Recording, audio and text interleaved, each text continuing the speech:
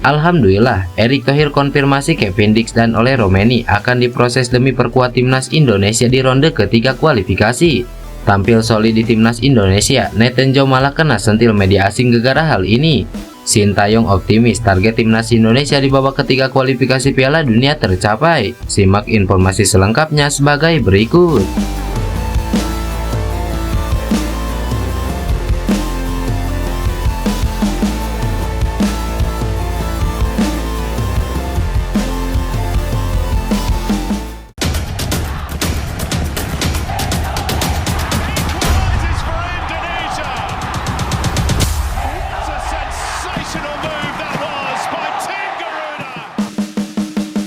Tak sabar lihat debut, calon kiper timnas Indonesia menggila di Liga Amerika bersama FC Dallas. Calon kiper timnas Indonesia Martin Paes tampil menggila dan berhasil memenangkan FC Dallas dengan menjadi pemain terbaik. Kabar membanggakan kembali datang dari calon pemain timnas Indonesia Martin Paes yang bermain di MLS. Paes kembali bermain untuk klubnya FC Dallas dalam lanjutan MLS 2024 melawan St. Louis City. Dalam pertandingan kali ini, FC Dallas bertindak sebagai tuan rumah dengan menjamu St. Louis City di Toyota Stadium pada Minggu pagi kemarin. Meski bertindak sebagai tuan rumah, FC Dallas mendapatkan tekanan yang sangat besar dari St. Louis City. Dari segi penguasaan bola, FC Dallas bahkan hanya mampu mencatatkan 44,3% sepanjang laga. Selain itu, FC Dallas juga hanya mampu mencatatkan 5 shot on target dari 10 kali percobaan. Akan tetapi, tim dengan lambang banteng tersebut justru berhasil memenangkan dengan skor 2-0. Dua gol FC Dallas dalam laga tersebut masing-masing dicetak oleh Jesus Vieira pada menit ke-28 lewat titik putih dan Kosi Tapari pada menit ke-81. Kemenangan 2-0 tersebut sudah cukup untuk membuat FC Dallas meraih 3 poin pada pertandingan kali ini. Sementara itu, kiper FC Dallas Martin Paes kembali tampil sebagai starter. Paes tampil menggila dalam laga kali ini dan berhasil menjaga gawang timnya tetap clean sheet.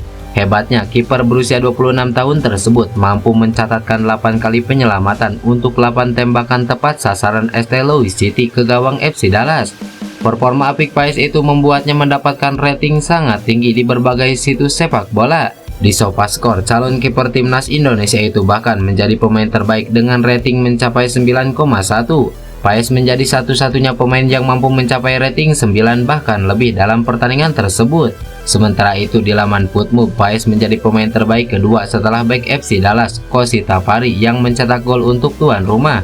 Tapari mendapatkan rating 8,7 sementara Paes memperoleh 8,6. Sejauh ini Martin Paes memang tampil gemilang bersama FC Dallas di MLS 2024. Kiper berdarah Indonesia Belanda itu telah memainkan 17 pertandingan di MLS 2024. Dalam 17 laga itu, Paes sukses mencatatkan 77 kali penyelamatan dan kebobolan 23 kali. Sayangnya Martin Paes masih belum mampu membawa FC Dallas mencapai papan atas di MLS 2024. Alhamdulillah, Erick Thohir konfirmasi Kevin Dix dan Ole Roumanie akan diproses demi perkuat timnas Indonesia di ronde ketiga kualifikasi. Pengamat sepak bola Indonesia Roni Pangemanan memberikan kabar bahwa Kevin Dix dan Ole Roumanie jadi nama yang diproyeksikan bisa membela timnas Indonesia. Kevin Dix saat ini bermain untuk tim asal Denmark FC Copenhagen. Dia jadi salah satu bek tengah andalan di tim yang bermarkas di Stadion Parken tersebut. Sementara itu Ole Roumanie berposisi sebagai penyerang di FC Utrecht yang juga sama-sama memiliki darah Indonesia. Roni Pangemanan menjelaskan dia sudah berkomunikasi langsung dengan Ketua Umum PSSI Erick Thohir. Tujuannya untuk mendapatkan info terbaru terkait pemain keturunan. Namun, Ketum tidak membocorkan langsung nama-nama yang dipersiapkan membela skuad Garuda. Namun, Ketua Umum PSSI sudah melakukan pendekatan agar sang pemain berminat membela timnas Indonesia.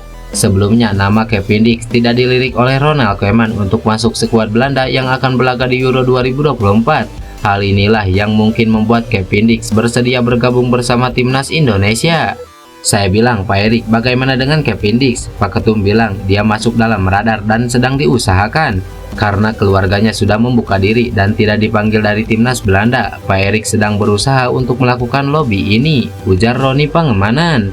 Sosok yang biasa dipanggil Bung Ropan ini menambahkan bahwa Ole Roumanie juga masuk dalam radar PSSI. Apalagi lini depan sering menjadi masalah bagi skuad Garuda dalam beberapa turnamen yang diikuti. Kehadiran Ole Romeni diharapkan bisa membuat sektor penyerangan semakin mematikan. Saat ini Sintayong masih mengandalkan Rafael Struijk dan Ragnar Oratmangun yang memiliki posisi asli sebagai winger. Tampil solid di timnas Indonesia, Nathan Joe malah kena sentil media asing gegara hal ini. Semenjak resmi menjadi warga negara Indonesia pada Maret 2024, popularitas Nathan Joe kian melambung tinggi. Terlebih saat pemain 22 tahun itu tampil solid di Piala Asia U23 2024 dan kualifikasi Piala Dunia 2026 zona Asia. Dalam Piala Asia U23, Nathan dan kawan-kawan sukses membawa tim merah putih mencapai semifinal. Adapun di kualifikasi Piala Dunia, pemain berdarah Semarang, Jawa Tengah itu berhasil membawa Indonesia lolos ke putaran ketiga. Kendati tampil baik bersama timnas Indonesia, media asing Wales Online justru menyentil Nathan. Mereka heran mengapa sang pemain dapat tampil bagus di skuad Garuda namun loyo ketika membela klubnya Swansea City. Akibat performa kurang bagus di Swansea City, Nathan kemudian dipinjamkan ke SC Heerenveen demi mendapatkan banyak menit bermain. Sayangnya performa Nathan di SC Heerenveen tidak sebaik yang diharapkan. Dilaporkan dia hanya bermain selama 15 menit dari 4 pertandingan. Ketika pemain timnas Indonesia itu tiba dengan biaya 300.000 euro, banyak yang berharap dia akan menjadi jawaban dari krisis bek Swansea City. Namun dia belum mampu bersaing dengan level sepak bola Championship. Dipinjamkan ke SC Heerenveen agar permainannya lebih berkembang, namun ia hanya bermain selama 15 menit di Eredivisie, tulis laporan tersebut. Wales Online juga berharap Nathan dapat menunjukkan kemampuannya di Swansea City seperti layaknya saat membela timnas Indonesia ke depannya.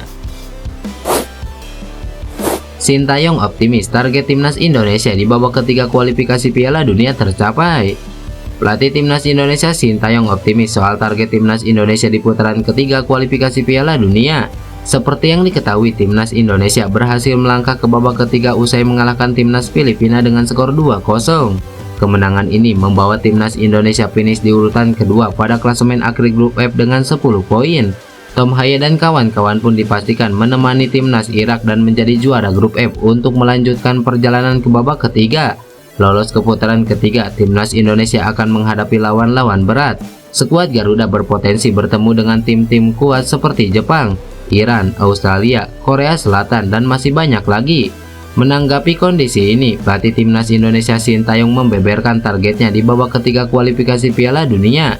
Pelatih asal Korea Selatan ini menyadari bahwa perjalanan akan sangat sulit bagi timnas Indonesia di putaran ketiga nanti, sehingga ia tidak membidik finish di urutan pertama atau kedua. Sebagai informasi, 18 tim yang lolos ke babak ketiga kualifikasi Piala Dunia akan dibagi menjadi 3 grup yang masing-masing terdiri dari 6 tim. 2 tim teratas dari setiap grup otomatis lolos ke Piala Dunia 2026. Jika timnas Indonesia gagal menjadi juara atau runner-up grup di putaran ketiga, masih ada kesempatan lolos apabila finish di posisi ketiga atau keempat. 2 posisi ini akan memainkan putaran keempat dan kelima untuk memperebutkan 2 tiket otomatis tersisa dan 1 tiket playoff. Faktanya, peringkat FIFA Indonesia adalah yang terendah di antara 18 negara yang lolos ke babak ketiga kualifikasi. Anda harus berharap keberuntungan untuk bisa melaju ke putaran final Piala Dunia. Jika 3 tim yang layak lolos melalui pengundian grup, saya pikir kami dapat mencoba untuk mendapatkan tempat ketiga atau keempat. Kemudian kami dapat mengincar babak kualifikasi keempat, bahkan memikirkan tantangan babak playoff, ujar Sintayong.